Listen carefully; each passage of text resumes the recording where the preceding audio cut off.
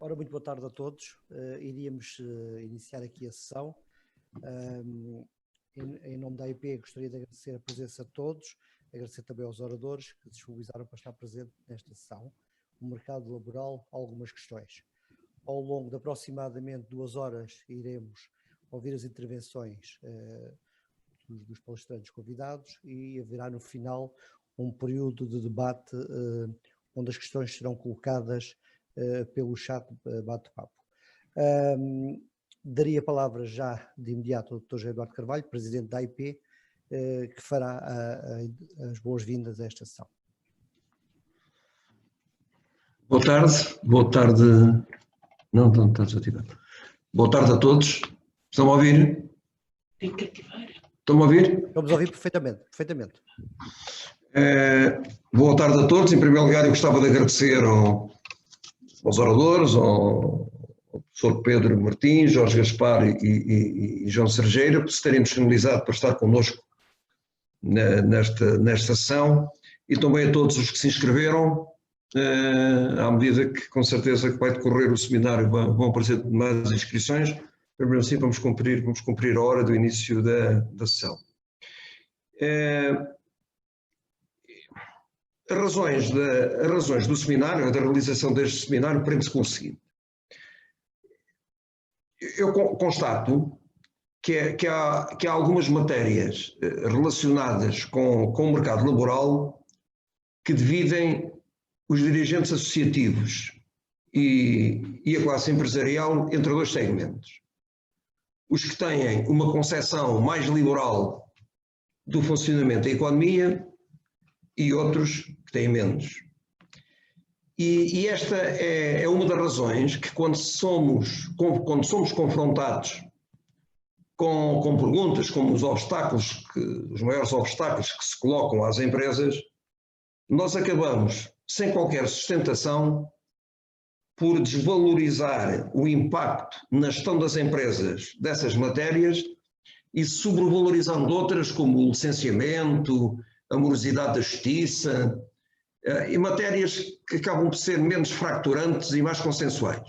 E nunca damos muita ênfase às questões laborais. Portanto, há quase como um refúgio argumentativo para fugir a estas matérias. E, portanto, foi face a esta constatação que pensámos em organizar um seminário e uma sessão de reflexão que abordasse alguns dos temas do mercado laboral, mas baseados em estudos técnicos que mitigassem as abordagens ideológicas e do senso comum que normalmente informam estas questões. E nós gostaríamos de afastar-nos delas. Quer dizer, ouvir alguém que tivesse estudos técnicos mais rigorosos para falar sobre isto, sem estarem condicionados por questões ideológicas. E, portanto, foi assim que conseguimos, e iremos conseguir hoje, abordar os efeitos do salário mínimo no emprego e, possivelmente, na insolvência das empresas, as extensões das convenções coletivas de trabalho e as políticas ativas de emprego. E tudo isto foram estudos elaborados pelos oradores que convidámos. Bem, eu gostaria, muito sucintamente, deixar aqui um apontamento sobre as extensões das convenções coletivas de trabalho.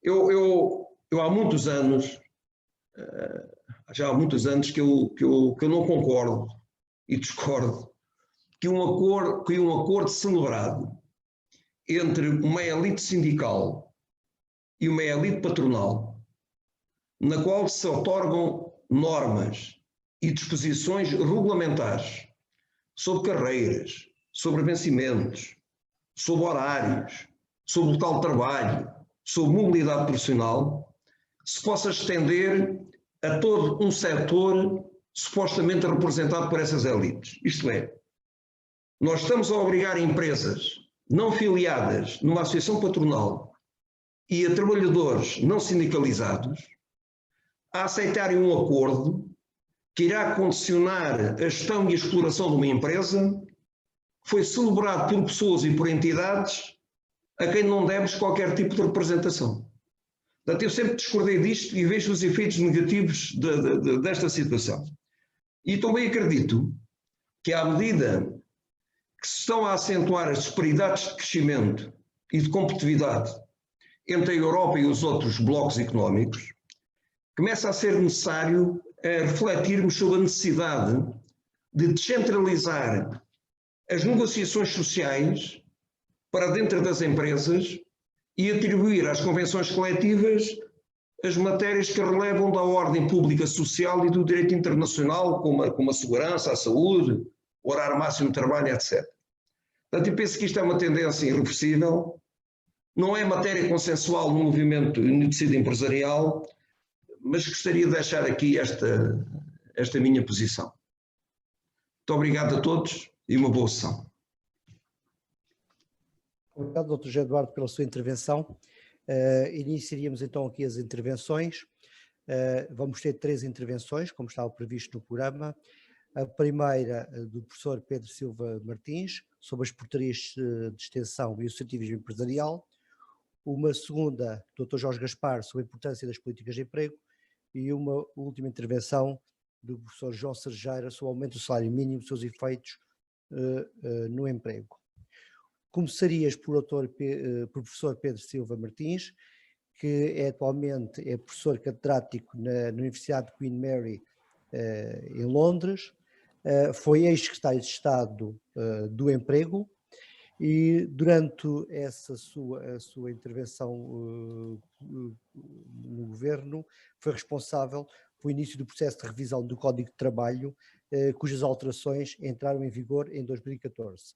São conhecidas as suas intervenções relativamente às portarias de extensão e é sobre isso que nos vai falar agora. Tem a palavra, Sr. Professor. Muito bem, muito obrigado. Boa tarde a todos os participantes. Tenho muito gosto em estar aqui virtualmente e ter esta oportunidade de compartilhar convosco os resultados de um conjunto de trabalhos, nomeadamente sobre a temática das portarias de extensão e também sobre o tema relacionado, que é o associativismo empresarial. Eu, se calhar, enfim, assumindo que me conseguem ouvir bem e ver também aqui os slides. Sim, ouvi-lo perfeitamente. Muito bem, muito obrigado. Enfim, começaria aqui com um contexto. Todos sabemos as dificuldades que o país e um pouco por todo o mundo estamos a atravessar, com especial incidência no mercado de trabalho. O choque aqui da pandemia é um choque muito particular, tem uma dimensão cíclica, tem uma dimensão estrutural que afeta sobretudo países como Portugal, com uma grande importância de setores como o turismo, que fazem aqui grandes mudanças e que, nesse sentido, exigem também uma flexibilidade acrescida para que o choque não acabe por redundar em níveis de desemprego e de recessão muito elevados. Os números já apontam para um crescimento bastante significativo ao nível do desemprego. Se compararmos os números do INE de março até os mais recentes de novembro, já deparamos com um crescimento bastante elevado e, obviamente, temos todo este contexto muito específico relacionado com a utilização muito alargada do mecanismo do layoff. Sabemos também que em Portugal, enfim, as políticas contracíclicas têm uma margem relativamente reduzida, não tendo, enfim, uma perspectiva de maior contenção em períodos de crescimento. Quando chegamos a um período de crise, necessariamente a margem para fazer face às necessidades acrescidas que daí resultam, essa margem não é seguramente a mais elevada. Portanto, a questão que penso que é muito interessante abordar, e mais uma vez felicito a AIP pela oportunidade de desenvolver de organizar este seminário, penso que se prende com as políticas públicas mais apropriadas neste contexto, e isso implica não só medidas, enfim, novas iniciativas, novas coisas, digamos assim, que se devam fazer, mas também aquilo que poderá ser importante não fazer. Não é? Deixar de fazer uma coisa num determinado contexto pode também perfeitamente ser uma medida apropriada, dada a crise que atravessamos. Isto leva-me precisamente para a primeira área, nomeadamente a temática das portarias de extensão. Já foi bem esclarecido pelo Dr. José Eduardo Carvalho aqui o que é que são as portarias de extensão. Penso que todos conhecemos esta questão. Numa forma muito simplificada, trata-se do alargamento que o Estado faz na sequência de um pedido da parte de associações de empregadores e ou de sindicatos, no sentido de alargar o domínio de aplicação de um contrato coletivo de trabalho para todas as empresas do setor, nomeadamente aquelas que não estão filiadas na associação patronal e também os trabalhadores que não estão filiados no sindicato ou sindicatos outorgantes desse mesmo contrato coletivo de trabalho. Portanto, podemos começar de um domínio de 5% ou até menos, em alguns casos, dos trabalhadores do setor e, na sequência da portaria de extensão, termos 100% dos trabalhadores do setor sujeitos ao conteúdo desse mesmo contrato coletivo de trabalho. Portanto, é algo realmente importante. Eu penso que nem sempre tem recebido a atenção devida em termos do debate público, porque na verdade, uma medida que pode transformar de uma forma muito alargada, muito significativa, as condições de trabalho que se aplicam a variedíssimos setores e a um conjunto muito alargado de empresas.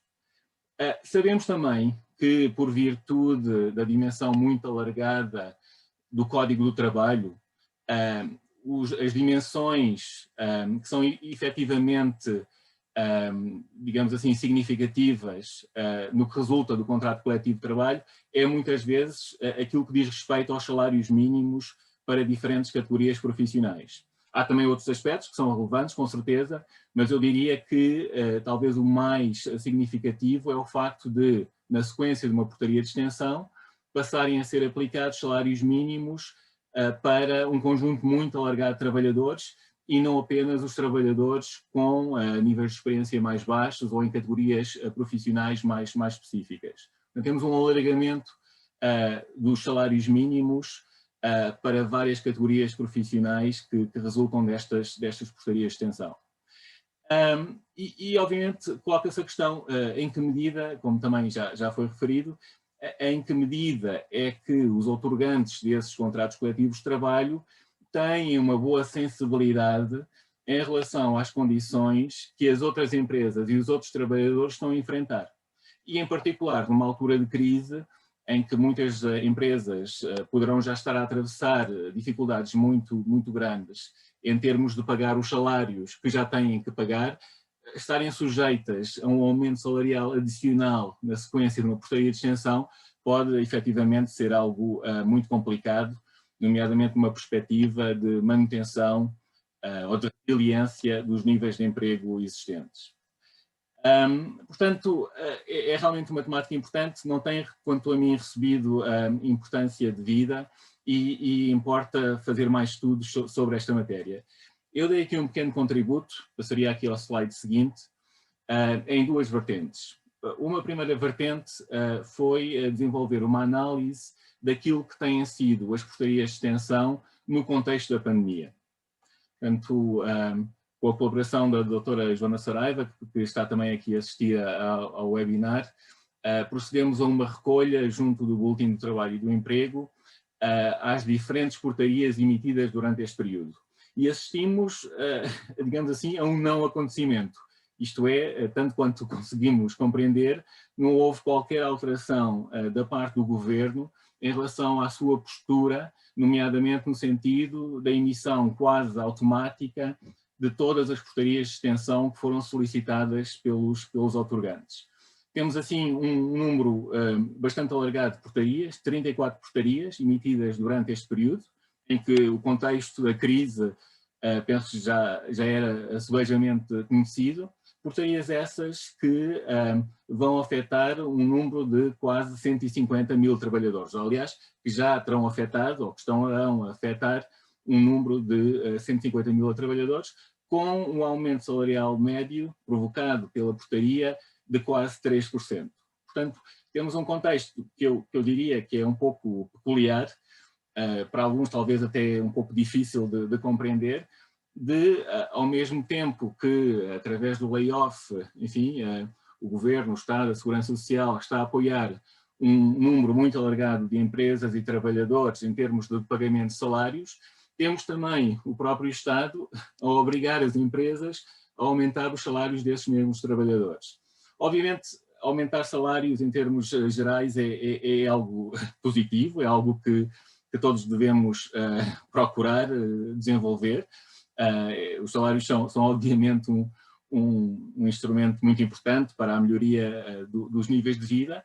Agora, penso que ter alguma sensibilidade para, enfim, o contexto muito particular que estamos a atravessar, os problemas em termos da sustentabilidade do emprego e a questão salarial, penso que essa sensibilidade parece-me bastante importante e realmente estas medidas, nomeadamente com uma emissão tão alargada de portarias de extensão, é algo que poderá criar aqui algumas complicações no presente e também no futuro.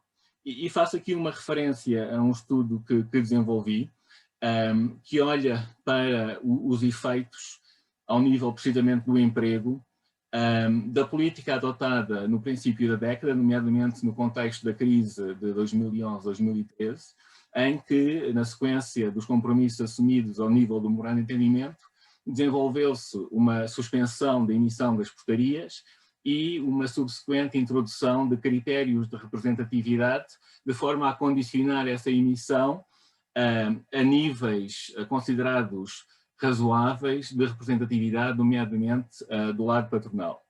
O que resulta deste estudo é precisamente que as portarias de extensão, nomeadamente num contexto de crise económica, podem ter um efeito sério ao nível da quebra do emprego.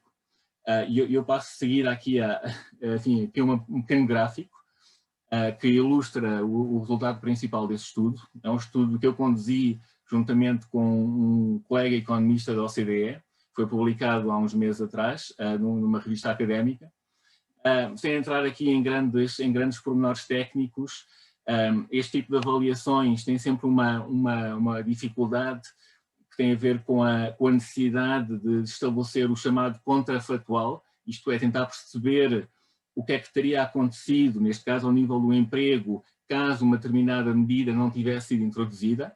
Neste caso, a medida tem a ver com a suspensão da emissão de portaria de extensão, pelo menos numa primeira fase, até à introdução dos critérios de representatividade. E o que verificamos, enfim, aqui a variável que está a ser considerada é a evolução do emprego entre 2010 e 2011. A análise utiliza a informação dos quadros pessoal, ou relatório único, penso, pelo que é uma informação bastante detalhada. E o que a análise faz é comparar o período anterior à suspensão da emissão, portanto, os valores, digamos assim, à esquerda deste gráfico, com os valores à direita em que a emissão das portarias de extensão tinha sido suspendida. Vemos que e cada um destes pontos ou círculos refere-se a um determinado setor, alguns maiores, outros menores. A dimensão do círculo tem a ver com o nível de emprego nesses setores esses associados a contratos coletivos de trabalho, e vemos desde já, enfim, que para todos os setores a evolução do emprego é negativa. Era um contexto muito particular, com uma crise muito pronunciada, problemas, enfim, que já sabemos, corrupção, endividamento, etc. E o emprego, efetivamente, estava em contração em todos os setores. Agora, o que o estudo indica é que, a partir do momento em que os setores não são sujeitos a uma portaria de extensão, verificamos que esses setores tinham um comportamento menos negativo, com quebras menores do emprego, comparados aos setores que foram sujeitos às portarias de extensão. É essa quebra que está ali associada àquele valor zero, a partir do qual as portarias já não foram emitidas, esse salto, digamos assim, em termos de comportamento do emprego, na comparação entre 2010 e 2011, que indica, no quadro desta metodologia estatística, que efetivamente há aqui um efeito de natureza contrafatual que sublinha o potencial impacto negativo das portarias de extensão, nomeadamente ao nível do emprego. Portanto, penso é um estudo importante porque, enfim, daqui acho que poderão retirar-se algumas ilações que terão também aplicabilidade no contexto atual. Um aspecto que aliás, eu gostaria de sublinhar, enfim, estes estudos muitas vezes têm de ser interpretados em termos do contexto que as economias estão a atravessar. Um aumento de um salário mínimo numa altura de grande crescimento não terá necessariamente o mesmo efeito que o mesmo aumento numa altura de contração. E na medida em que há aqui semelhanças, penso eu, infelizmente, importantes entre o período de 2011, 2012 e o período atual, talvez, apesar de tudo, não seja, enfim, não sei, haverá aqui diferentes perspectivas, mas há algumas semelhanças com certeza. Este tipo de resultados poderá ter realmente uma relevância significativa em termos das políticas públicas no momento atual. Era isto que gostaria de apresentar sobre esta primeira parte, a temática das portarias de extensão, e tinha aqui 2 ou 3 apontamentos adicionais, caso ainda tenha algum tempo, para a segunda parte, nomeadamente a questão do associativismo empresarial. É uma temática que também penso que não tem recebido, se calhar, a atenção devida em termos do debate público. Enfim, as pessoas veem na televisão discussões em termos da concertação social, os parceiros sociais, mas talvez não haja ainda uma sensibilidade tão alargada como deveria ser, na minha perspectiva, o caso, em relação ao impacto e ao potencial impacto do associativismo empresarial. Estou aqui a ver um pequeno comentário, não sei se será apropriado ler agora, talvez não. Portanto, associações de empregadores e associações empresariais, na minha perspectiva, podem ter um impacto muito, muito positivo em termos económicos e sociais. Associações produzem vários serviços que têm um interesse muito grande e penso que este colóquio é um exemplo disso, e mais uma vez os parabéns à AIP pela organização do evento. Mas temáticas como a formação profissional, a internacionalização das empresas, a disseminação de boas práticas em termos de gestão, inovações tecnológicas, a coordenação do setor, são tudo exemplos de atividades que as associações desempenham e que contribuem seguramente para o crescimento económico e para a elevação dos níveis de vida. Ao mesmo tempo, importa sublinhar que nem sempre os níveis de representatividade das diferentes associações serão tão elevados quanto, enfim, poderemos entender como importante. E isto levanta também aqui algumas questões sobre, digamos assim, o papel que estas associações podem ter ao nível da representação do setor e em termos de articulação de mensagens mais apropriadas até ao nível da própria definição de políticas públicas. E eu penso que realmente esta temática é muito relevante, nomeadamente em períodos de crise como o atual. Eu fiz um pequeno estudo, eu não me vou alongar sobre esse aspecto, que olha para a relação entre a filiação de uma empresa, de uma associação de empregadores e o desempenho dessa mesma empresa, e verifico que há aqui uma relação positiva, mas lá está, só em circunstâncias em que a representatividade da associação é elevada. Se se trata de uma associação empresarial com uma representatividade limitada, então o potencial em termos de produção destes serviços que eu mencionei será também ele mais limitado e nessa medida o benefício da filiação empresarial é mais baixo. Portanto, a questão da representatividade penso que é muito relevante também na temática das portarias de extensão e em termos mais gerais ao nível dos efeitos das associações empresariais em termos económicos e até sociais. Eu tenho aqui alguns resultados, por acaso não estou a conseguir avançar aqui com o slide, por alguma razão, agora sim. Esta é uma comparação dos níveis de representatividade entre os diferentes países da União Europeia. Aqui vários números não são tão relevantes, eu peço a vossa atenção para a primeira coluna, que indica a percentagem de trabalhadores em cada país da União Europeia, está em empresas que estão filiadas em associações empresariais e patronais. E verificamos que Portugal tem um valor até acima, um valor de 48,6%, que é até acima do nível médio entre os países da União Europeia, obviamente abaixo de alguns países com tradições mais fortes a este nível, uma Suécia, uma Finlândia, uma Áustria, mas, enfim, em termos médios, há efetivamente aqui um número até bastante apreciável. No entanto, se olharmos para a evolução ao longo dos últimos anos, e estes dados que eu apresentei referem-se a 2013, verificamos que esta percentagem de filiação tem-se reduzido no caso português, e agora estou a utilizar dados de um inquérito desenvolvido pelo INE, aqui em Portugal, tanto em termos do número de associações que existem no país, como também em termos do número de empresas que são filiadas. Em 2007, de acordo com estes dados, cerca de 230 mil empresas estavam filiadas. Em 2018, esse valor é bastante mais baixo, em cerca de 140 mil empresas. Há aqui uma tendência de queda. E por último, deixar aqui uma nota sobre a grande diversidade entre as diferentes associações. Portanto, aqui olhei para dados ao nível da Associação de Empregadores, no contexto de Portugal, olhando para uma métrica relacionada com a taxa de filiação, isto é, a percentagem dos trabalhadores no setor que estão em empresas filiadas na Associação de Empregadores do próprio setor, e também uma segunda métrica, aqui neste gráfico no eixo horizontal, relacionado com a semelhança de perfis entre as empresas representadas e as empresas não representadas.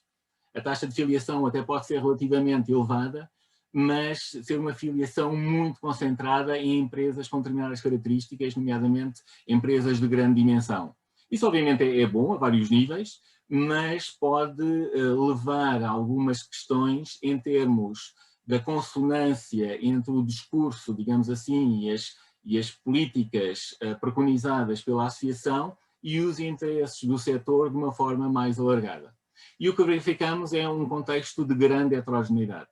De acordo com esta análise, temos, enfim, cada um destes círculos refere-se a uma associação em particular e vemos todas as formas de combinação possíveis. Vemos, enfim, algumas associações com uma afiliação muito grande e com níveis de semelhança muito baixos, portanto, são associações que serão seguramente altamente representativas do seu setor, mas também vemos associações com perfis muito diferentes, isto é, associações com taxas de filiação muito baixas e, ao mesmo tempo, níveis de semelhança muito elevados. Estas associações, enfim, em princípio, não irão necessariamente transmitir mensagens que serão necessariamente do interesse mais alargado do setor. Portanto, há um contexto de grande heterogeneidade e isto talvez levante aqui algumas questões em termos, enfim, do papel, do potencial das associações, no caso particular de Portugal. Portanto, concluo com aqui duas ou três mensagens, eu penso que terão ficado claras dos últimos slides. Parece-me que, no contexto específico que o país atravessa, as portarias de extensão são negativas. As portarias de extensão estão a obrigar empresas que estão a atravessar dificuldades muito grandes a aumentar os salários dos seus trabalhadores, num contexto em que me parece que o mais importante, de longe, é a manutenção do emprego e a sobrevivência das próprias empresas. Continuar a emitir portarias de extensão neste contexto, nomeadamente sabendo das dificuldades ou dos desafios ao nível da representatividade de várias destas associações de empregadores, penso que agrava uma situação que já de si é potencialmente muito problemática.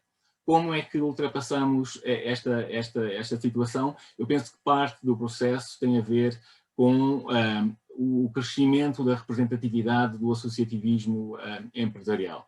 Com associações mais representativas, seguramente conseguimos construir contratos coletivos de trabalho mais apropriados e dessa forma, simultaneamente, aumentar os níveis de emprego e melhorar também as condições de trabalho dos trabalhadores em geral. Portanto, muito obrigado mais uma vez pela oportunidade. Penso que haverá perguntas no final e terei todo o gosto em contribuir para a discussão. Muito obrigado mais uma vez. Muito obrigado, professor Pedro Silva Martins, pela sua intervenção. Como referiu, vamos ter questões no final e eu informava que as questões são colocadas por forma escrita no chat ou bate-papo, depende da língua que tenham o Zoom, que está no rodapé final do ecrã. As questões são colocadas e no final eu colocarei a cada um dos oradores as questões que vão sendo apresentadas. Por isso, se alguém tiver dúvidas, pode já colocá-las, pode ir já aí colocá-las. Passamos já à próxima intervenção do Dr. Jorge Gaspar. O Dr. Jorge Gaspar é licenciado em Direito, é professor universitário e foi presidente do IFP. Irá-nos falar sobre a importância das políticas de emprego e os impactos que os mesmos têm na evolução da economia e da sociedade, e passaria desde já a palavra para a sua intervenção.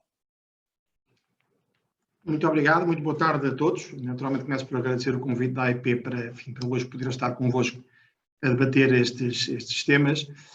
Eu vou dedicar o meu tempo, enfim, vou seguramente cumpri-lo, porventura até por defeito, para partilhar algumas reflexões convosco, dizia, a propósito das políticas de emprego, baseado, enfim, num trabalho que fiz, que se dedicou à análise do enquadramento institucional, jurídico e administrativo das políticas de emprego e, em particular, na sua dimensão das medidas ativas de emprego. Esse trabalho é um trabalho desenvolvido, digamos assim, no contexto do módulo de políticas de emprego, pelo qual eu sou responsável na Faculdade de Direito de Lisboa, na pós-graduação, e, digamos assim, é um estudo que continua em permanente atualização, atento naturalmente a vicissitude dos últimos meses em matéria de proliferação de medidas legislativas nesta matéria. Eu tenho aqui também um pequeno documento de suporte à intervenção, não sei se está visível. Já está visível. Está visível? Ótimo, sim, sim. ok, obrigadíssimo. Sim, já está. Muito bem, obrigadíssimo. Que naturalmente servirá de suporte aqui à nossa comunicação. Eu estruturei a comunicação em quatro níveis, 4 dimensões, quatro etapas. Umas notas iniciais sobre política de emprego, depois, em segundo lugar, alguns indicadores quantitativos que mostram entre 2011 e 2018, que são os últimos dados disponíveis no IFP, a importância da política de emprego e, em particular, dos apoios à contratação naquela que foi a recuperação do emprego em Portugal no período compreendido, nomeadamente de 2014 em diante. Em terceiro lugar, eu coloco 2 questões que, na minha opinião, discutiremos depois seguramente isso no debate, que são questões de hoje. Não sei se têm respostas hoje para as questões que hoje se colocam, e depois, ao jeito de conclusões, 6 desafios que acompanhadas também esses desafios de algumas propostas. Notas iniciais a propósito da política de emprego. E tem que ver, digamos, com o seu enquadramento. Nós, peço desculpa que eu passei isto adiante, nós temos que considerar que a atuação do Estado português e do Governo português e da estrutura administrativa portuguesa em matéria de política de emprego está notoriamente marcada pela circunstância de estarmos na União Europeia. E isso significa que a coordenação da política ao nível europeu, naturalmente, faz com que as nossas opções estratégicas do ponto de vista do emprego estejam no sentido objetivo, não há aqui nenhuma carga nem negativa nem positiva, mas estejam condicionadas pelas opções estratégicas europeias, nomeadamente naquilo que toca à circunstância de estarmos inscritos no modelo social europeu, com um enorme problema, que vamos ver adiante, tem que ver com a demografia e com a inversão da pirâmide demográfica. Mas quer-me parecer também, enfim, que até do ponto de vista da sensibilidade pública, e o Pedro há pouco falava muito da sensibilidade pública para os problemas, quer-me parecer que o emprego é um pouco o parente pobre do Estado Social, porque nós assistimos todos os dias, enfim, por todos os atores políticos e sociais e económicos também, com reivindicações e com opiniões sobre tudo aquilo que deve ser política de saúde, educação e de segurança social, mas quanto ao emprego, continua, à exceção de tempos de profunda crise, continua a ser o parente pobre. Isso condiciona muitas vezes também, digamos assim, a opção política do reforço do pilar emprego no quadro do Estado Social. Uma segunda nota ainda a este propósito, enfim, do primeiro grupo de ideias.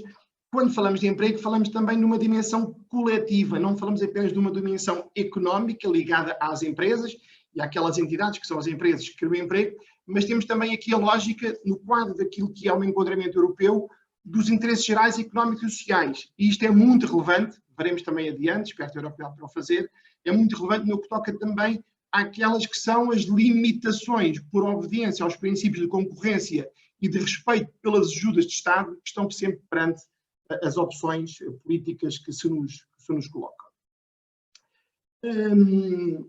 Eu fui adiantando algumas ideias quanto a isto, quero apenas referir-me aqui ao financiamento.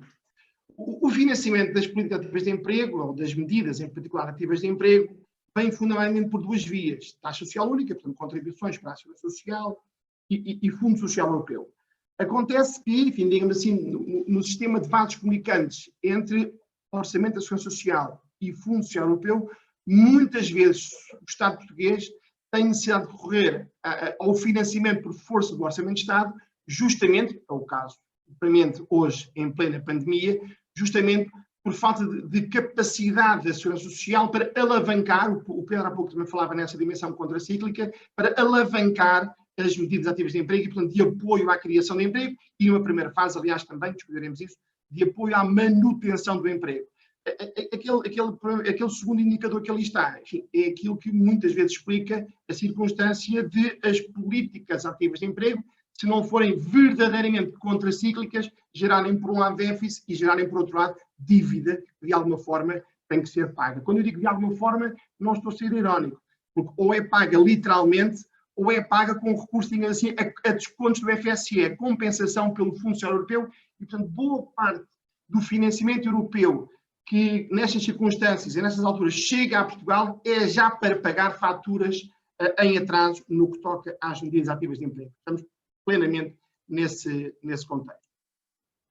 Uma terceira dimensão tem que ver, eu julgo que muita gente até desconhece isto, em Portugal há aquilo que podemos chamar uma lei quadro de política de emprego, um decreto-lei de 2015, que constitui, digamos, a matriz a partir da qual o Governo, este ou outro qualquer, se não alterar a lei naturalmente, e a lei é de 2015, tem que seguir, tem de respeitar no quadro das suas opções político-legislativas em matéria de política de emprego.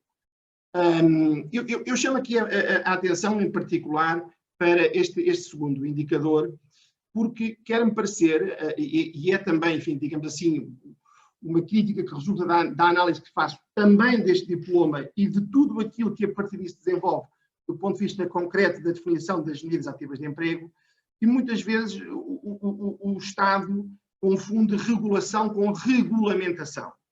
A regulação significa ter um conjunto de princípios que sejam minimamente capazes de ser conhecidos por todos os operadores e que depois, naturalmente, também sejam ser capazes de ser fiscalizados com eficiência e eficácia por parte dos reguladores, no caso também por parte da administração do trabalho.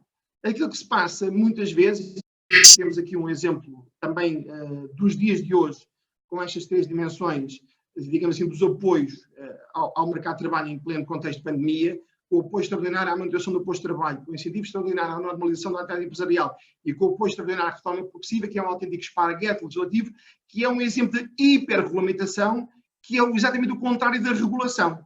E por isso é que há tantas atualizações legislativas e administrativas, justamente porque, enfim, e isso até já foi reconhecido de uma forma, enfim, muito objetiva por parte dos nossos atores institucionais, justamente porque os diplomas, de tanto quererem regular, deixam sempre uma parte por regular. E é precisamente por essa parte que depois há a válvula de escape da economia, das empresas e dos trabalhadores, justamente para fugir a essa hiperregulamentação. Eu preferiria, naturalmente, um sistema muito mais regulado e muito menos regulamentado naquilo que toca ao mercado de trabalho e, em particular, às medidas ativas de emprego. Segundo grupo de ideias, enfim, muito objetivamente e muito rapidamente, como eu dizia há pouco, alguns indicadores quantitativos da importância da política de emprego. O IFP ainda não publicou, no no seu site os dados da execução de 2019, portanto, estes dados terminam em 2018. Eu tenho aqui dois gráficos, um da execução física e outro da execução financeira de 2011 até 2018.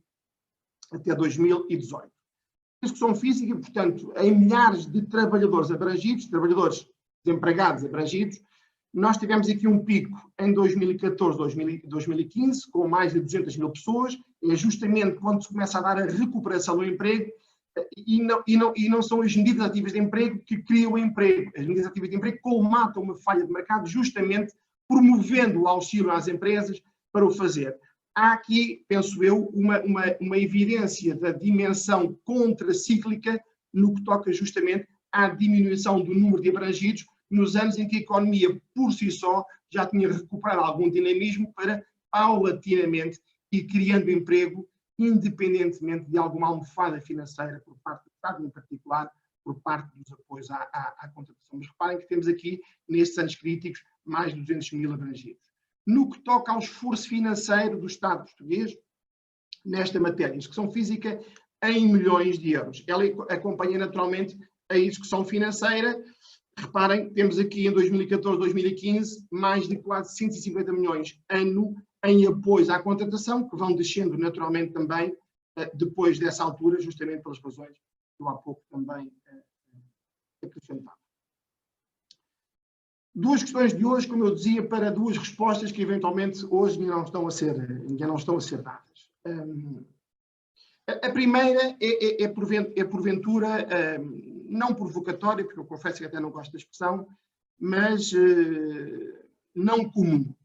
Nós estamos num momento em que, na verdade, aquilo que assistimos é um esforço imenso, com falhas, com certeza, como aconteceria em qualquer outra circunstância, mas um esforço imenso para a manutenção de postos de trabalho.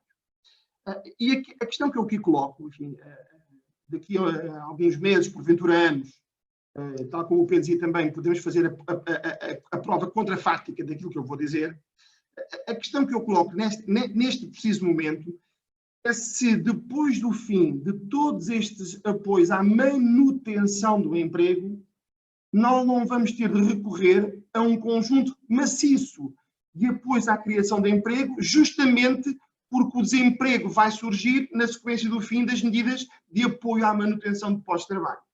E se assim for, é uma ineficiência brutal na utilização dos recursos, porque estamos agora a alocá-los de uma forma maciça à manutenção, e quando determinarem esses apoios, porventura, os próprios mecanismos do mercado vão colocar as pessoas que tiveram o seu posto de trabalho mantido com apoio no desemprego e vamos ter que trabalhar a seguir para as recuperar para novos postos de trabalho.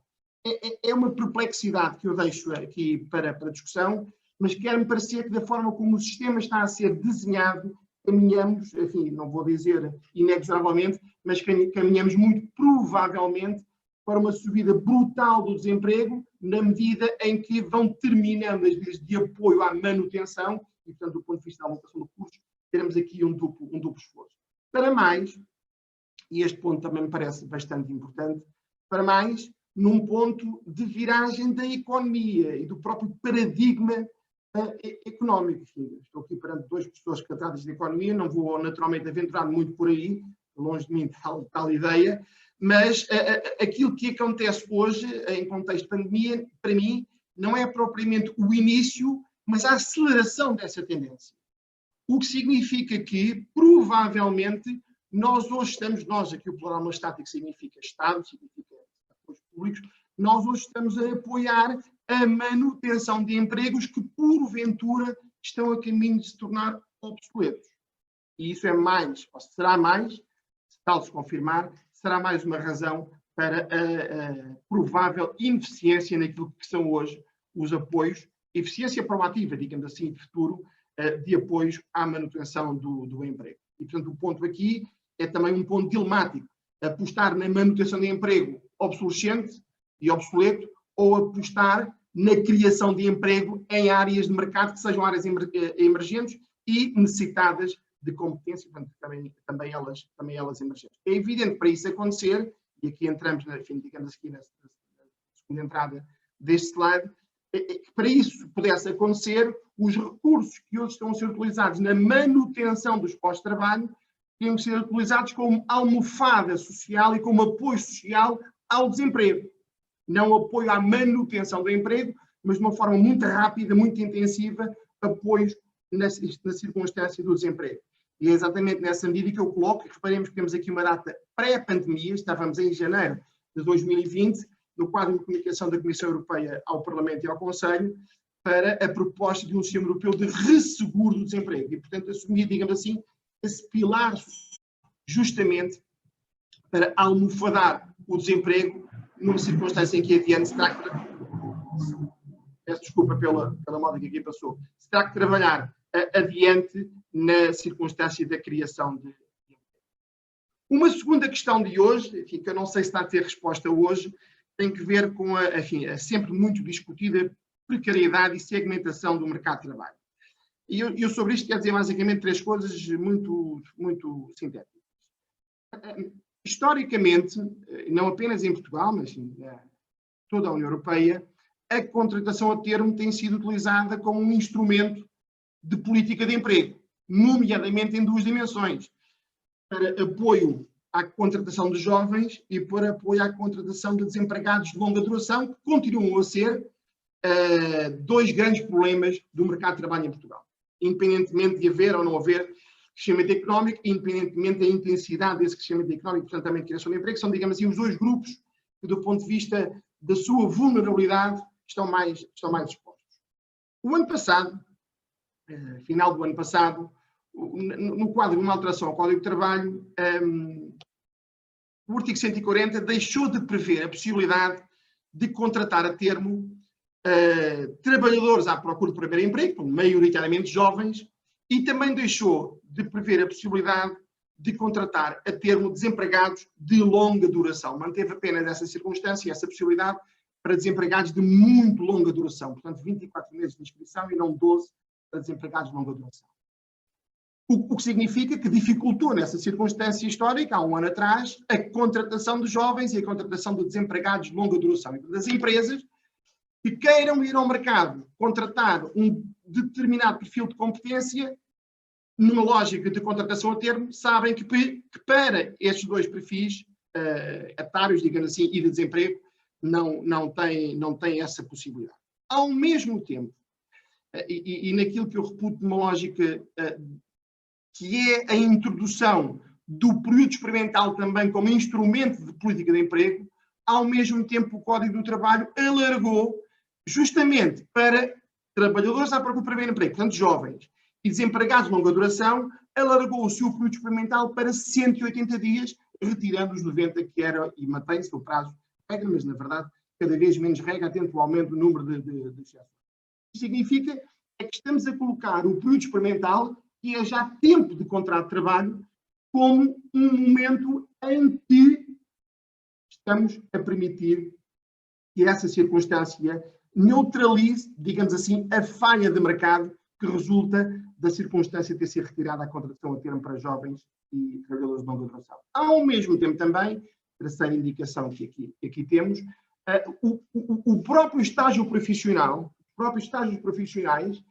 são, e que foram durante muitos anos, e que ainda são com certeza, um instrumento fundamental naquilo que toca à ligação dos jovens às empresas, a uma cultura organizacional que seja típica da empresa A, B e C, independentemente dos setores da atividade económica no qual se inscrevam, passa a ser considerado também como podendo descontar no período experimental.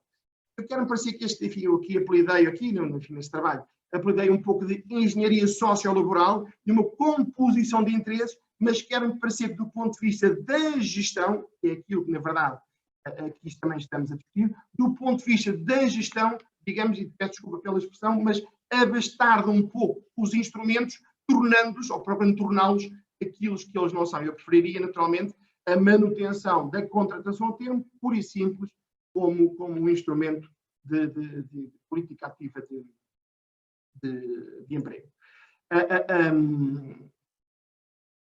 Peço desculpa, andei 2, quando devia ter andado só 2, não andei mais.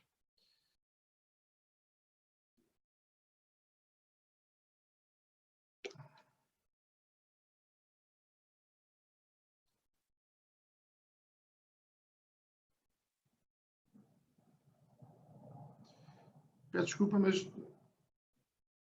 Ok.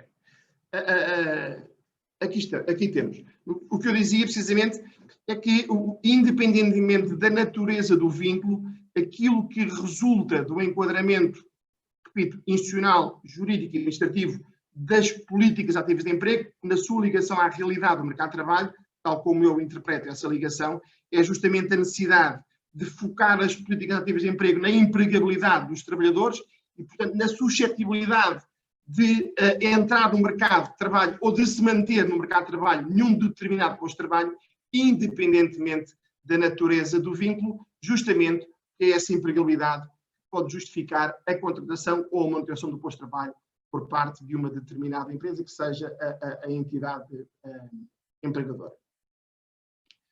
Que seja a entidade empregadora. Peço desculpa, mas isto não me parece estar bem.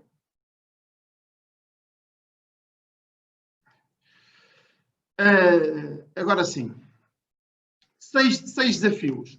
Eu ponho aqui 6, podiam ser mais. 6 desafios, como eu dizia há pouco, tenho 5 minutos, creio eu, que podiam ser mais, mas acompanhados de algumas propostas. O primeiro desafio não é um desafio estritamente do mercado de trabalho, nem sequer da economia, é um desafio de base demográfica. Todos nós conhecemos estes números, a fonte é o INE, não está aqui no site, mas a fonte é o INE. Projeções para 2080 e, independentemente digamos assim, da sua sinalização mais baixa, central ou alta, aquilo que nós assistimos é uma descida brutal do número da população residente em Portugal, o que naturalmente coloca, e as empresas debatem-se já hoje com o problema de falta de mão de obra, hoje, enfim, noutras circunstâncias, de falta de mão de obra e que se colocará de uma forma muito mais premente no futuro próximo. Se compararmos então essa evolução entre a população residente dos 0 aos 14 e a população residente com mais de 65 anos, constatamos que a população residente dos 0 aos 14 está sempre a baixar, enquanto a população residente com mais de 65 anos vai aumentar até perto da década de 2050 e só a partir daí baixará, o que naturalmente colocará também um problema de oferta de mão de obra no mercado de trabalho. Um segundo desafio, que inclusive se liga ao anterior, do problema demográfico, é o problema o desafio da reconversão profissional. Aquilo que me é dado a observar é que nós temos apostado, do ponto de vista da política pública, muito numa política pública virada para as qualificações formais e, portanto, para aquilo que pode implicar o aumento das qualificações e, no entanto, para as competências técnico-profissionais e, portanto, muito ligadas ao mercado de trabalho. Penso que aí será preciso apostar fundamentalmente na formação em contexto de trabalho. Eu deixo aqui esta nota, quer dizer, em função daquilo que é inclusivamente o paradigma da Lei Quadro, nós política pública, só temos aqui 15 anos em que um trabalhador pode estar no mercado de trabalho sem necessidade de proteção, porque, digamos, todas as medidas para jovens até aos 30 anos, portanto, com idade inferior a 30 anos, são medidas de alguma forma majoradas, melhoradas, medidas protegidas. O mesmo acontecendo a partir dos 45 anos. Ora, isto coloca uma questão brutal do ponto de vista daquilo que é a massa crítica fundamental para o mercado de trabalho, entre os 30 e os 45 anos, justamente porque é nesse período de tempo que não há propriamente apoio. Temos um exemplo muito recente, exatamente já em contexto de pandemia, com a medida ativar.pt, uma medida de apoio à contratação, que, enfim, há outros exemplos, eu dou este aqui, que reduz de 6 para 2 meses, portanto, facilita a contratação, 6 para 2 meses, o tipo de inscrição como desempregado no IFP para jovens até aos 29 anos, mas depois não apoia a sua contratação a termo, o que é uma coisa que me parece até contraditória do ponto de vista daquela que deve ser a eficácia da política pública. Terceiro desafio, a digitalização da economia. Eu penso que aqui a questão principal é o tempo que decorre entre a destruição de emprego e a criação de novo emprego, que vai exigir do ponto de vista das políticas públicas, do ponto de vista da segurança social, um esforço imenso, porque a destruição é rápida, a criação não é assim tão rápida quanto isso, o que significa que há uma almofada social que será necessário estabelecer nesse interim, nesse período intermédio, e uma adaptação do mercado e do perfil da própria política de emprego a novas formas de organização e prestação de trabalho. E eu julgo que aqui, enfim, com muita ponderação e razoabilidade, mais cedo ou mais tarde vamos ter que estar todos a discutir a semana de trabalho de 4 dias. Um ponto muito importante, eu lamento não ter muito mais tempo, seletividade das medidas de política de emprego, por razões relacionadas com concorrência e com a ajuda de Estado. É muito difícil segmentar as medidas ativas de emprego em função dos setores de atividade, digamos, introduzindo uma lógica de discriminação positiva, facilitando a contratação e aí majorando o apoio à contratação em setores de atividade com mais dificuldades em arrancar, ao passo que outros, com a dinâmica própria já mais fortalecida, pudessem estar a funcionar por si só, e aquilo que nós temos, mas eu percebo, hoje seria necessário alterar este regulamento, justamente é uma política pública, uma política de emprego pública, fundada na discriminação positiva em função das categorias de trabalhadores. Já dei aqui 2 exemplos, os jovens, os empregados de longa duração, mas também pessoas com deficiência, enfim, e outros. E penso que seria aqui necessário alguma alteração do regulamento por força, respeitando o princípio da concorrência, como é evidente, poder também privilegiar no sentido objetivo, de discriminação positiva, alguns setores de atividade económica. Quinto e penúltimo desafio, que é também, enfim, uma proposta, eu acho que mais cedo ou mais tarde vai acontecer, aliás, porque está prevista na lei, ainda não foi dada a discussão, mas está prevista na lei, que é a contratualização de trabalhadores desempregados com os serviços privados de emprego. Nós temos assistido a uma imensa dificuldade de colocação de determinados perfis de trabalhadores, nomeadamente trabalhadores desempregados de longa duração com baixo perfil de qualificação, e será necessário, na minha opinião, introduzir novos mecanismos para que isso possa acontecer de uma forma mais eficaz, e um desses mecanismos é exatamente o estabelecimento de parcerias com o setor privado de emprego, contratualizando resultados, pagando e remunerando em função dos resultados e associando naturalmente as colocações à necessidade e, portanto, à exigência da introdução desses trabalhadores desempregados em programas de reconversão profissional on-job training que pudessem naturalmente acelerar a reconversão dos seus perfis de competências.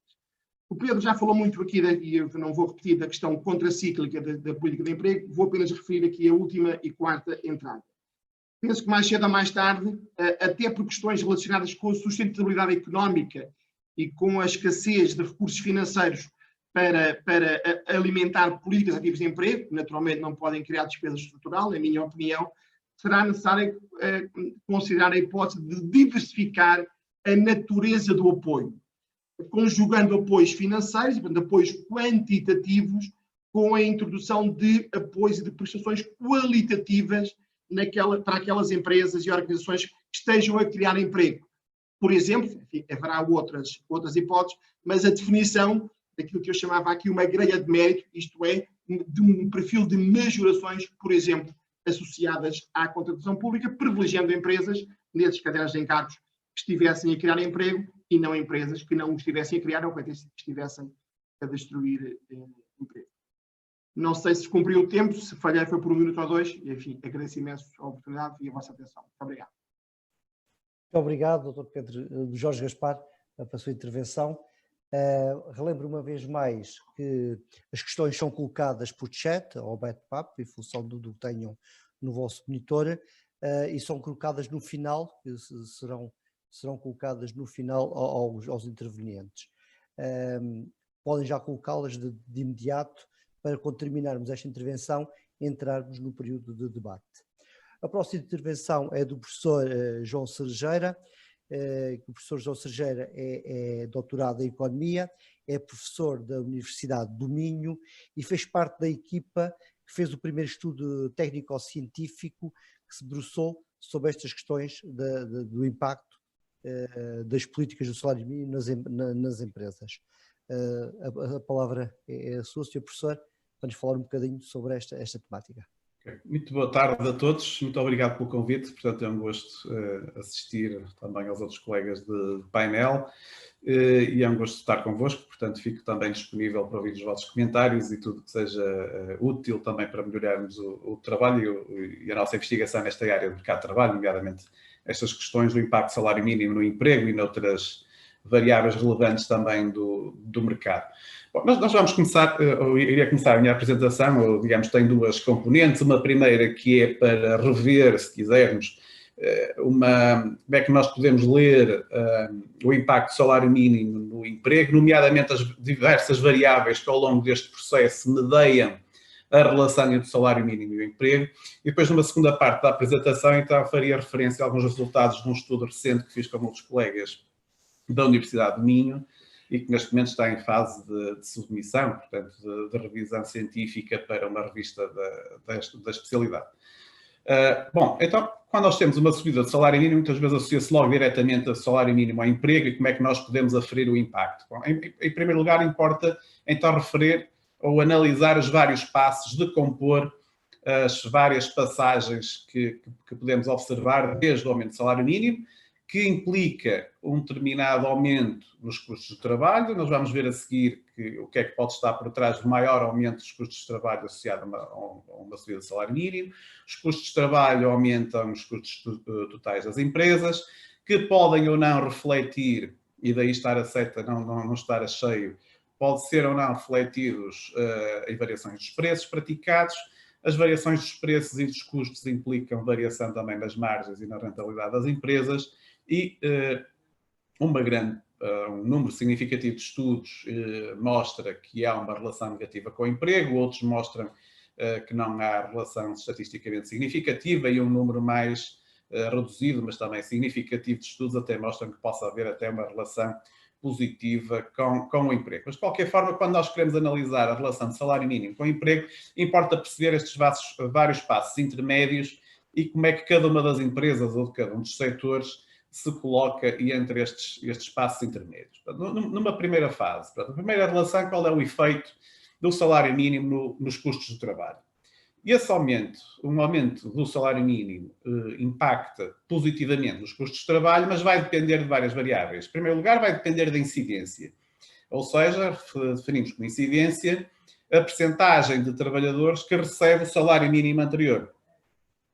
Quanto maior for o número de trabalhadores naquela empresa, naquele setor que receba o salário mínimo, uma subida do salário mínimo, obviamente, tem um impacto maior nos custos de trabalho relativamente a empresas em que todos os trabalhadores ou todos os colaboradores têm salários superiores ao novo patamar de salário mínimo. Portanto, vai depender aqui de duas coisas, do número de trabalhadores com salário mínimo e da própria variação absoluta desse salário mínimo. Depois há também um efeito nas horas trabalhadas. Esta é uma variável menos estudada para o caso português e para o caso também internacional, que é qual é o efeito nas horas trabalhadas dos trabalhadores que vêm aumentar o seu salário por via do aumento do salário mínimo. Isto pode haver uma redução, por exemplo, nas horas extraordinárias, alguns estudos que mostram isso, pode haver uma redução do uso dos turnos e dos subsídios de turno, pode haver até uma redução também ou substituição de trabalhadores a tempo inteiro por a tempo parcial. Portanto, há também aqui uma forma de reduzir o impacto nos custos de trabalho por ajustamentos nas horas trabalhadas. E, por último, também depende deste impacto da conformidade do ponto de vista, se quisermos, legal ou da maior ou menor informalidade dos mercados e das empresas e dos setores que estivemos a falar. Por exemplo, mercados em que o trabalho tem ainda uma base informal relativamente elevada, por exemplo, pela presença de trabalho familiar, e sabemos isso, que isso acontece ainda em alguns pequenos negócios, antigamente mais até, por exemplo, na agricultura, mas também na restauração, onde ainda há alguma componente informal relevante. Então, a própria subida do salário mínimo pode não impactar diretamente nos custos salariais, se parte desses custos salariais ainda tiverem uma natureza mais ou menos informal.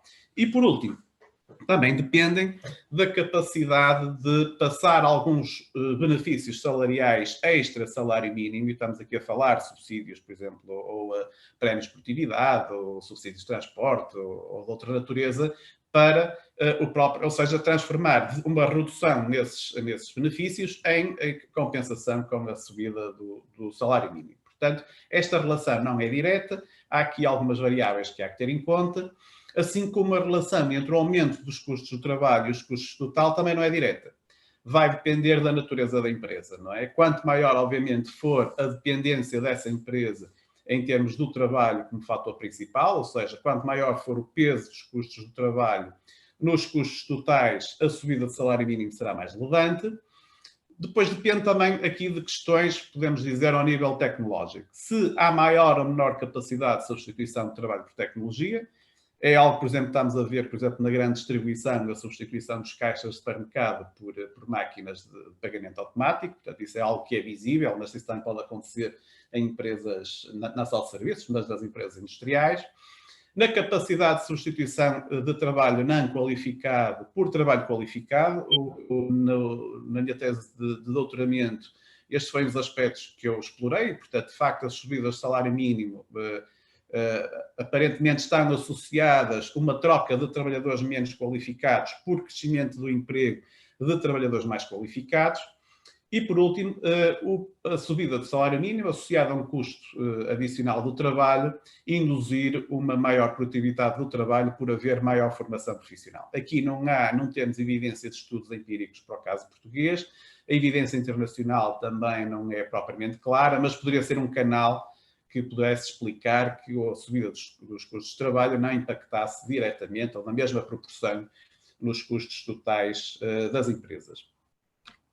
Depois, como é que se associa esta subida dos custos totais ao aumento de preços? Ou seja, uma possibilidade é que o aumento dos custos, se o aumento destes custos totais for totalmente repercutido nos preços, então quem paga, por último, a subida do salário mínimo não é tanto a empresa, mas acaba por ser o comprador ou, em última análise, o consumidor. Portanto, há aqui se for possível fazer este passing on do aumento dos custos para os preços e assim para o consumidor, e este custo inicial de aumento não é suportado pela empresa, mas é suportado pelo consumidor em última análise. E, portanto, isto vai depender de quê? Vai depender da estrutura do mercado que estamos a funcionar, portanto, que estamos a analisar. Portanto, um mercado muito concorrencial em que a concorrência é essencialmente baseada em preço, ou, por exemplo, muito aberta à concorrência internacional, esta capacidade de transformar este aumento de custos ou refleti-lo nos preços é menor do que num mercado mais concentrado, mais voltado para o mercado doméstico, onde, nesse caso, será mais possível haver algum tipo de concertação de preços a nível do setor e passar esses preços para o consumidor final. Portanto, são estas três dimensões que podem, então, se traduzir numa maior ou menor possibilidade de refletir os custos nos preços, e vai ser deste jogo entre o aumento dos custos totais e do aumento dos preços que poderemos ter o impacto, então, avaliar o impacto na rentabilidade. Portanto, nas margens e na rentabilidade, pode ser, em princípio, tenderá a ser mais negativo do que positivo, mas, mais uma vez, não é totalmente certo que seja negativo.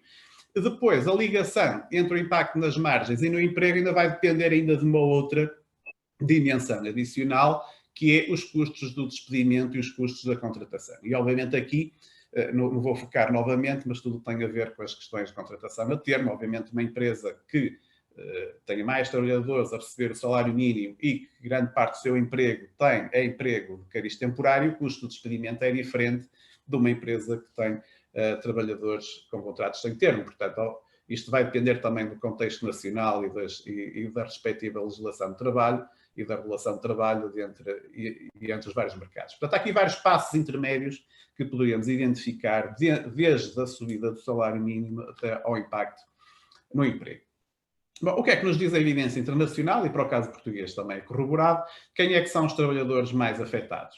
Os trabalhadores que veem, por um lado, os seus salários subir por aumento do salário mínimo, tendem a ser também os trabalhadores que têm salários mais baixos, portanto, que têm maior incidência de salário mínimo, nomeadamente as mulheres, jovens, trabalhadores em setor de trabalho intensivo e também trabalhadores de baixas qualificações.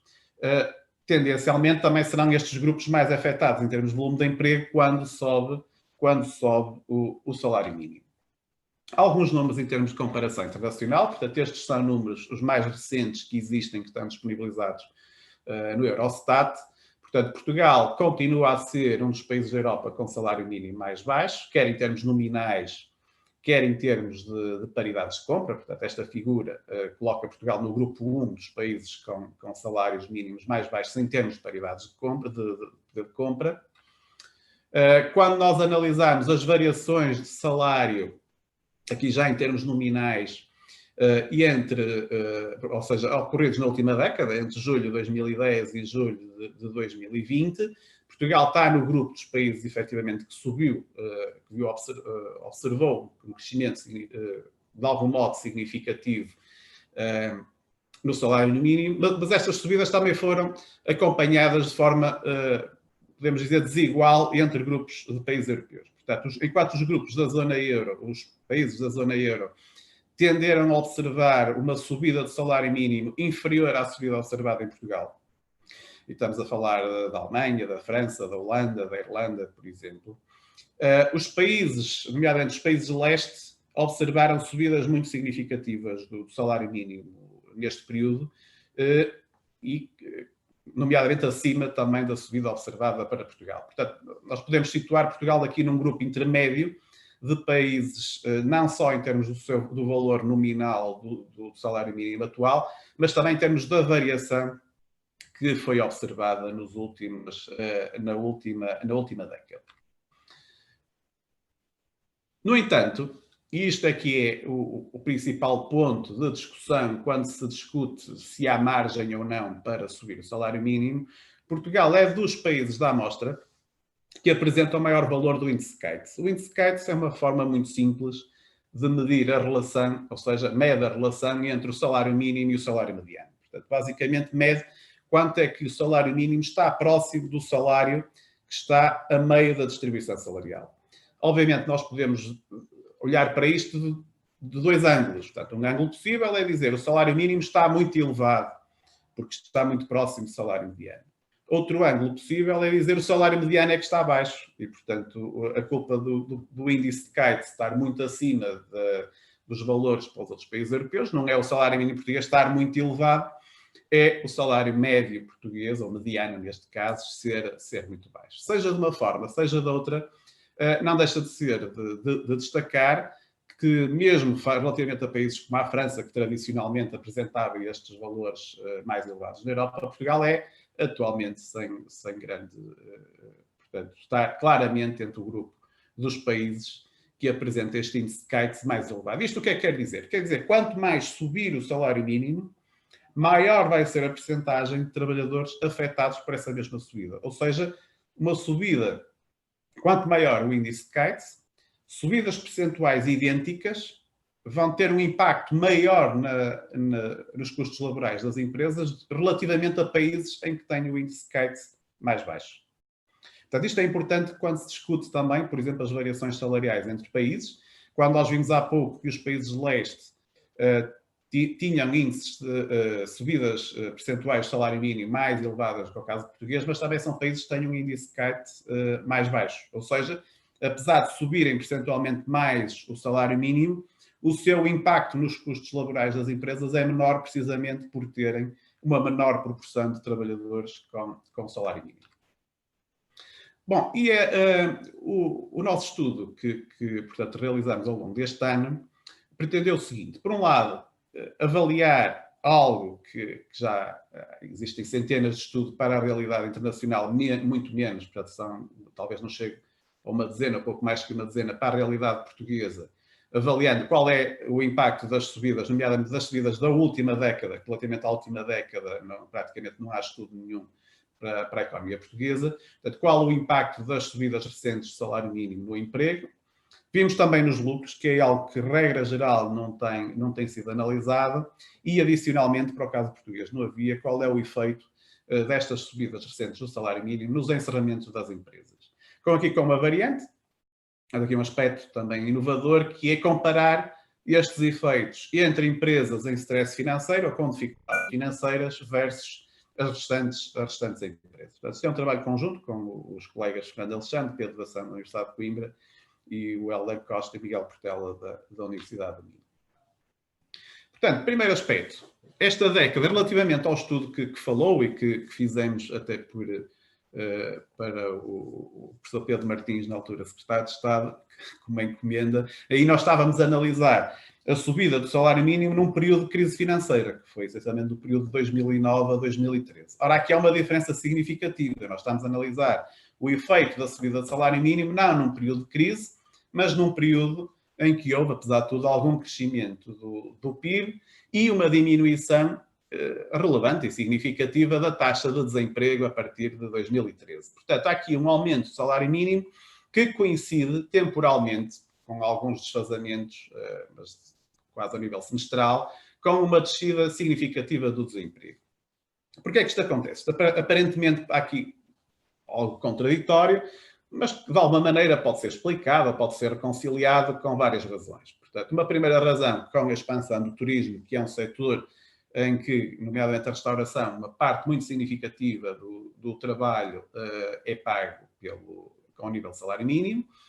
A diminuição do IVA na restauração, que fez que não se refletiu nos preços ao consumidor, mas refletiu-se nas margens do produtor, portanto, neste caso da empresa, que compensou, pode ter compensado, isto é uma hipótese meramente teórica, portanto não houve aqui nenhuma avaliação empírica, mas a diminuição do IVA na restauração, que foi significativa, poderá ter compensado os efeitos da subida dos custos laborais para as empresas, nomeadamente da restauração, ou seja, os efeitos nos custos totais se terem mantido constantes ou terem subido numa proporção inferior. E, por último, um ciclo macroeconómico externo favorável que permitiu, nomeadamente às empresas exportadoras mais dependentes do trabalho intensivo, portanto, aguentarem, digamos, este choque nos seus custos. Bom, quando comparamos a incidência, portanto, por um lado, o painel da esquerda mostra a percentagem de empresas em situação financeira, em stress financeiro, portanto, em dificuldades financeiras.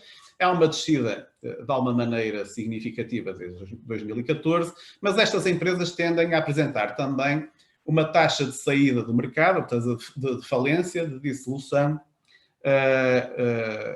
maior do que as outras empresas, o que seria esperado, com um ligeiro crescimento a partir de 2015. Uma nota interessante, desde 2015, que as empresas em stress financeiro também apresentam um aumento significativo da incidência de trabalhadores com salário mínimo relativamente aos outros trabalhadores. Ou seja, o nosso estudo, num determinado ponto, começamos a fazer uma análise de contrastar qual seria o impacto do salário mínimo em empresas sem dificuldades financeiras relativamente às empresas em dificuldades financeiras e, portanto, um primeiro aspecto é que as empresas em dificuldades financeiras tendiam a mostrar uma maior incidência também de trabalhadores com salário mínimo. A variável que nós usamos foi precisamente uma variável que pretendeu dar um daqueles saltos naquele esquema inicial que eu mostrei, nomeadamente foi uma variável que foi qual o contributo do aumento do salário mínimo para o aumento dos custos laborais e o seu peso nos custos totais. Foi uma medida de incidência do aumento do salário mínimo nos custos totais. Esta medida, este impacto tem vindo a subir ao longo do tempo. Isto é, apesar dos aumentos percentuais do salário mínimo, até do ponto de vista de variação anual, são menores agora do que foram em 14 ou 15 ou 16. No entanto, estes aumentos são cumulativos, não é? E, portanto, à medida temos uma maior proporção de trabalhadores a oferirem o salário mínimo, aumentos menores do ponto de vista percentual do salário mínimo têm progressivamente um aumento superior nos custos totais e laborais também das empresas. E é mais forte nas empresas em stress financeiro. Então, para terminar, quais foram os resultados então do estudo? Os aumentos sucessivos do salário mínimo desde 2014 implicaram um impacto negativo no crescimento do emprego e da rentabilidade das empresas. Portanto, o impacto não foi no volume, mas foi na desaceleração do crescimento do emprego das empresas, nomeadamente das empresas em stress financeiro. Portanto, são aquelas empresas que mantiveram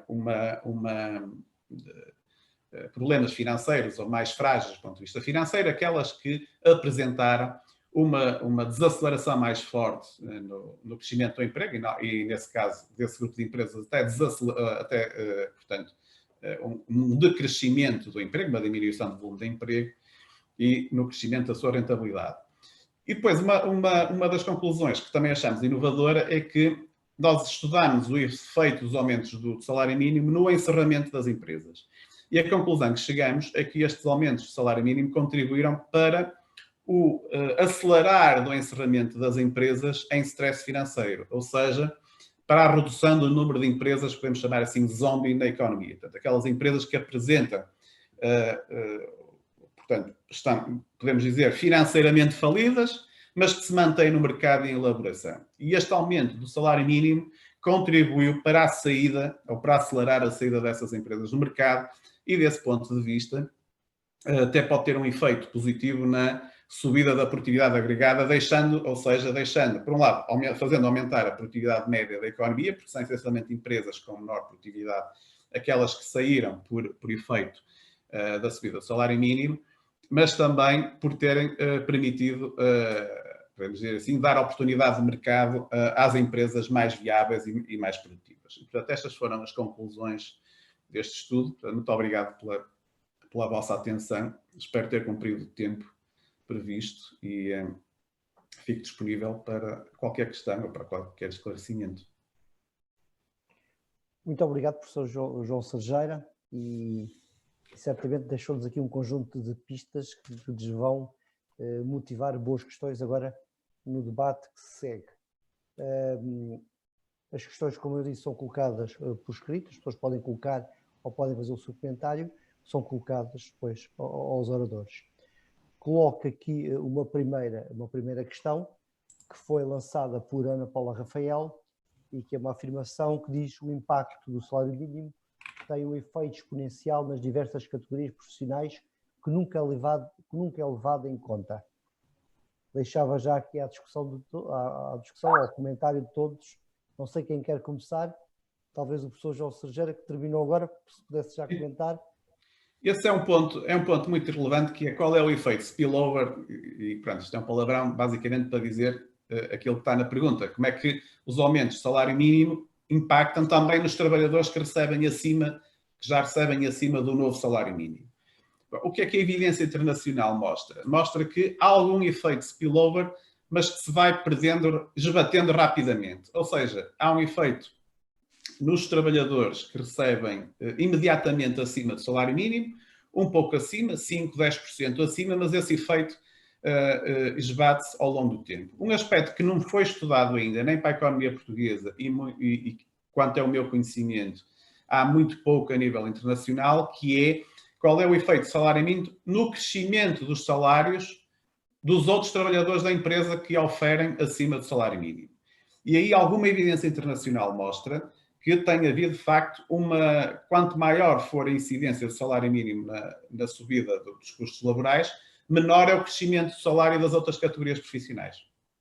Portanto, o efeito spillover aí não é positivo, mas pode até ser negativo para os trabalhadores de escalões profissionais acima. Isto porquê? Porque naquela lógica da empresa tem o seu orçamento, sabe que não pode ultrapassar os custos laborais num determinado montante e, portanto, se tem aqui um choque no sentido de aumentar o salário mínimo do custo salarial de um grupo significativo de trabalhadores, a tendência será compensar com subidas menos generosas, podemos dizer assim, ou menos fortes noutro grupo. Mas, mais uma vez, isso para o caso português que eu conheça, não há estudos que ainda tenham chegado a uma conclusão neste sentido. Muito bem. Não sei se mais alguém quer comentar. Professor Pedro Martins, Dr. Jorge Gaspar. Não estamos a ouvir. Estamos aí, eu não sou especialista na matéria, portanto, com certeza que o Pedro Martins e o professor Serjeira. Esta é a questão colocada até o momento. Não sei se há mais questões que queiram colocar.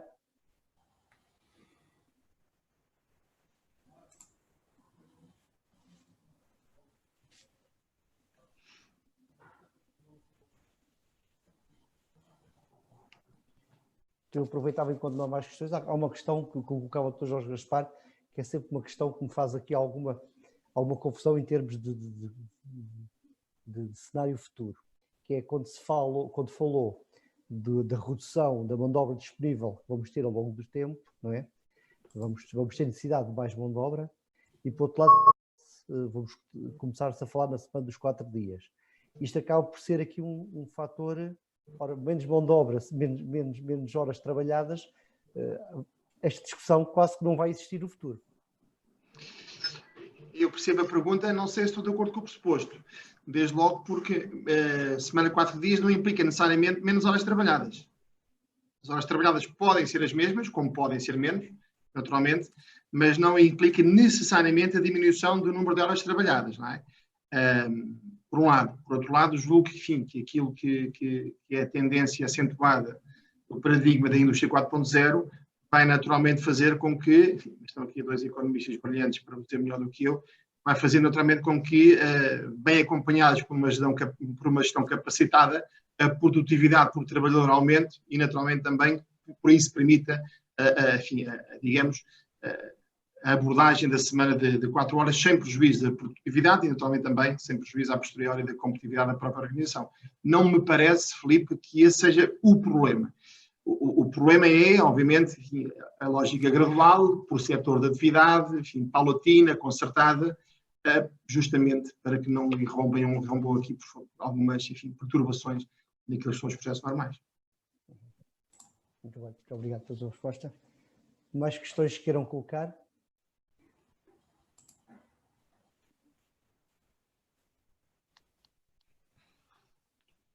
Penso que ficou tudo esclarecido. As informações prestadas corresponderam às expectativas de quem estava a assistir. É assim, eu tenho aqui uma questão que foi-me dirigida a mim pessoalmente, não sei se... Sim, então, se houver questões dirigidas pessoalmente, É? eu penso que para o professor Pedro Martins também existiu uma questão dirigida pessoalmente. Depois solicitava também que respondesse. Professor João Sergera, podia responder, por favor, então, à questão que lhe foi colocada diretamente. A questão é se, em vez de existir o salário mínimo, se não seria mais eficiente, acho que posso interpretar assim, portanto, ele diz, para não distorcer a economia, permitindo todas as atividades que o mercado deseja, portanto, independente de ser pagas acima ou abaixo do salário mínimo, não seria preferível suprimir a existência legal do salário mínimo e a alternativa à sociedade subsidiar os empregados cujo rendimento seja considerado inadequado por insuficiente para a existência de uma vida considerada decente. Bom, eu acho que esta questão é uma questão muito relevante que tem a ver com como é que, ao fim e ao cabo, o nosso Estado social, podemos dizer assim, resolve o problema dos baixos salários e de baixos rendimentos e da existência de haver pobres que trabalham. Portanto, eu acho que esse aqui é o primeiro drama, é ver que há uma grande porcentagem de pessoas que trabalham e mesmo assim são pobres, não é? E aqui há várias, eu acho que a subida do salário mínimo é a forma barata para o Estado, no curto prazo, podemos dizer assim, para resolver um problema de pobreza, que é, não custa dinheiro ao Estado diretamente, pelo contrário, até aumenta as receitas fiscais e as contribuições para a segurança social e faz, por um lado, à custa das empresas, mas por outro lado também à custa dos consumidores, quando as empresas conseguem refletir esse aumento de custos nos preços, como falámos há pouco. Um sistema em que tivéssemos impostos negativos, que é o efeito de um salário, de um subsídio a quem ganha menos, do ponto de vista económico, poderá ser mais eficiente, mas é um desenho institucional que nós ainda não temos, que é impostos negativos, haver um IRS negativo, ou seja, quem não chegasse a um determinado montante, em vez de pagar IRS, recebia e portanto, seria dessa maneira compensado do baixo salário. Essa era uma possibilidade que eu defendo pessoalmente, mas considero também que poderia ter um custo fiscal elevado e, portanto, tínhamos de fazer aqui ajustes também do ponto de vista das finanças públicas. Só uma nota. O salário mínimo também é feito para proteger, não é só questão de haver setores ou empresas, mas também para proteger trabalhadores com capacidade negocial muito baixa. E aí, eu diria que 90% dos economistas são favoráveis à existência de um salário mínimo. A discussão é qual é a sua proporção e a sua dimensão relativamente ao salário mediano. Estudos, por exemplo, ainda o Economist, ainda recentemente, portanto, apontava que a subida do salário mínimo apenas pode ser preocupante a partir de um determinado montante do tal Cates Index. Isto é, por exemplo, a discussão agora nos Estados Unidos é que os Estados Unidos efetivamente têm a proporção de trabalhadores com salário mínimo é muito reduzida e, portanto, um aumento do salário mínimo impacta para um número relativamente reduzido de trabalhadores. Essa não é a situação portuguesa, não é? Portanto, essa não é a situação portuguesa. E agora, num contexto ainda de crise, como nós estamos, de redução de produtividade, de redução de rentabilidade das empresas, que está a afetar o setor, nomeadamente o da restauração, que é também um dos setores que emprega mais trabalhadores com salário mínimo, portanto, a subida de salário mínimo para estes setores vai ser muito complicado. Portanto, isso não tenho dúvidas nenhumas. Claramente é preferível apoiar as pessoas diretamente do que através de uma medida como esta. Não é? Professor Pedro Silva Martins, penso que também é uma questão que lhe foi colocada diretamente. Há pouco referiu. Muito bem. Eu recebi uma questão sobre as diferenças ou sobre o panorama das extensões dos contratos coletivos na União Europeia.